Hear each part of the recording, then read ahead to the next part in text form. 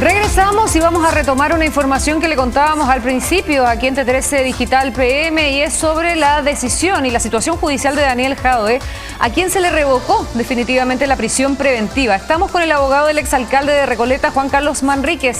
¿Cómo está, abogado? Muy bien, muchas gracias, muy buenas tardes. Gracias por la invitación. Me imagino que un triunfo para usted como abogado defensor, pero también a Daniel Jadwe. Cuéntanos en la interna cómo recibió la noticia el exalcalde. Mire, yo creo que más que un triunfo de la defensa y del propio señor Jadwe, como dijimos en el tribunal, lo importante es que la evidencia haya ido hablando, ¿no? Y que la evidencia se vaya desarrollando y vaya aclarando algunas cuestiones que al inicio son propias de estos juicios complejos, con formalizaciones muy intensas y extensas en bloque, que en realidad no permiten un uso, por decirlo así, detallado, paciente, profundo de la palabra y el análisis de cada minuto.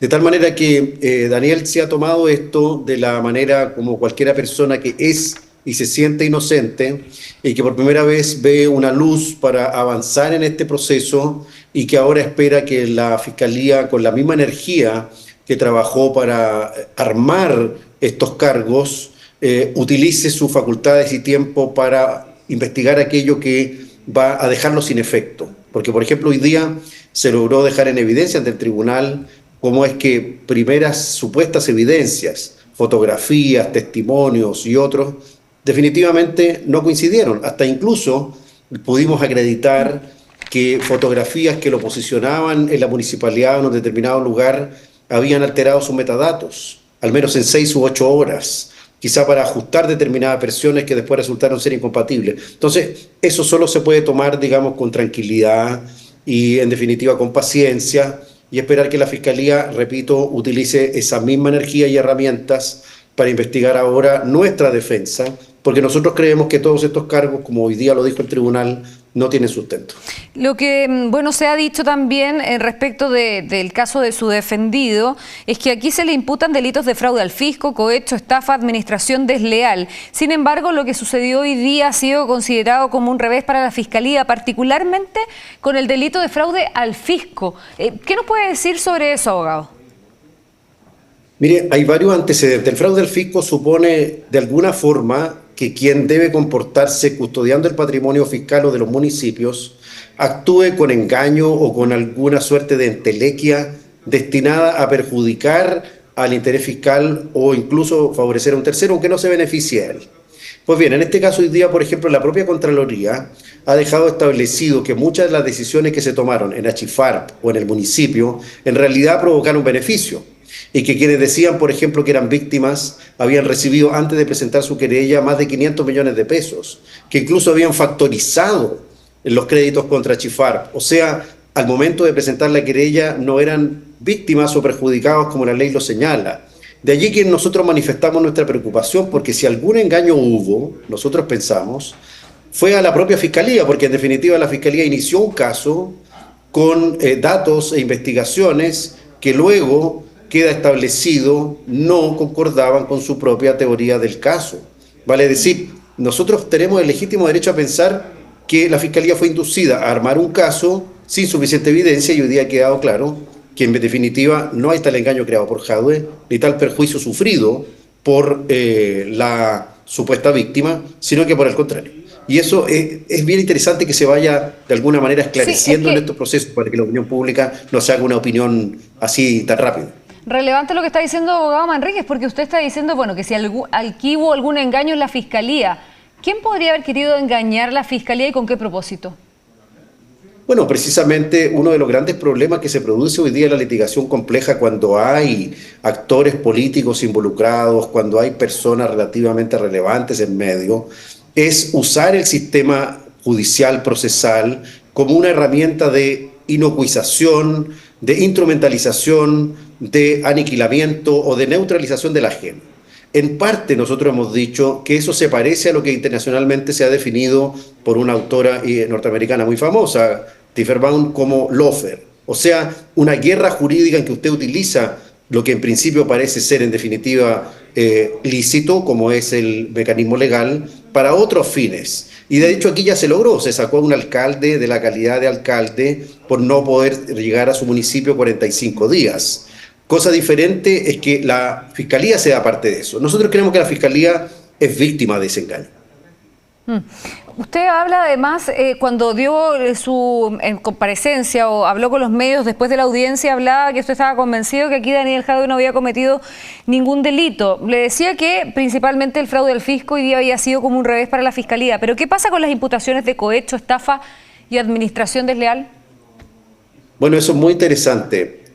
Hoy día le dimos cuenta al tribunal de 3 elementos muy relevantes. Informe de la Contraloría, peritaje de la Policía de Investigaciones, un peritaje de metadatos, y el tribunal pudo ver y convencerse cómo es que una fotografía que dice que, apoyada con 2 o 3 testimonios, darían cuenta que el señor Jadwe habría solicitado tales o cuales prebendas en beneficio del partido al cual pertenece, resultaron ser completamente incongruentes, inconsistentes y a su vez, digámoslo, muy dudosas.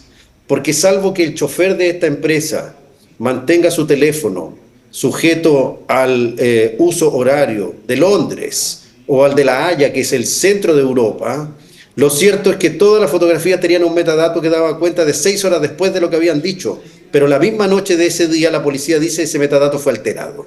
O sea, miren lo que estoy diciendo. Se llevó a la Fiscalía y a la policía a realizar diligencias para convencerse que había ocurrido una reunión después de la que todos dicen nadie estuvo dentro, porque nadie escuchó ni dijo, o sea, solo conjeturas. Se movió a la Fiscalía a plantear una formalización con evidencia, digámoslo de esta manera, manoseada.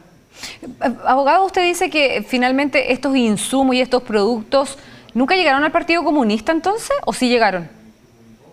No, lo que se dice allí y lo que está establecido es que días después el síndico, comunicándose con otras personas ante la necesidad de encontrar en otra etapa de estos hechos elementos que serían de propiedad de Achifar, los encuentra en una dirección atribuida a una bodega en la cual se realizarían actividades del Partido Comunista, pero no una sede del Partido Comunista.